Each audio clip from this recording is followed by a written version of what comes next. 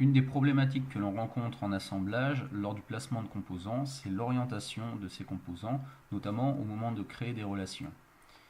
Ici, j'ai un aperçu de ma pièce que je vais positionner. Je vais donc la glisser dans l'assemblage et créer la relation de coaxialité entre ce cylindre-là et l'intérieur. Donc je sélectionne le cylindre, ce qui sélectionne l'axe. Je sélectionne le deuxième cylindre, donc le deuxième axe, et ma pièce va venir se mettre dans le mauvais sens, malheureusement. Alors, c'est jamais très grave, je peux basculer la relation, mais c'est toujours un petit peu de temps de perdu. On peut optimiser ce processus en utilisant l'aperçu dynamique. Donc l'aperçu, c'est la partie qui est en bas, bien sûr. Si vous ne l'avez pas, vous pouvez faire un clic droit dans la zone blanche, venir choisir aperçu et simplement cocher ici activer de façon à ce que l'aperçu apparaisse. On peut aussi choisir pour les pièces et les assemblages si on opte pour l'aperçu dynamique, interactif ou l'aperçu simplement bitmap, c'est-à-dire une image. Dans cet exemple, il est beaucoup plus intéressant d'avoir l'aperçu interactif. Et c'est ce que nous allons voir. Quand je sélectionne ma pièce ici, comme j'ai l'aperçu interactif d'activer, je peux venir ici tourner ma pièce, donc la visualiser en 3D, vraiment, ce n'est pas juste une image. Avec le bouton gauche, je tourne. Avec le bouton central, je tourne aussi.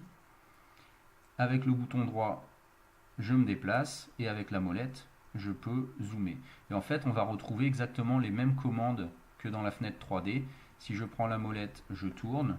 Majuscule, molette, je viens déplacer ma vue. Et faire rouler la molette me permet de zoomer. Tout ça me permet d'orienter ma pièce avant son placement. Ici, je vais l'orienter de cette façon-là, qui correspond à l'orientation sur mon modèle. Et je vais à nouveau glisser la pièce au même endroit, de la même façon.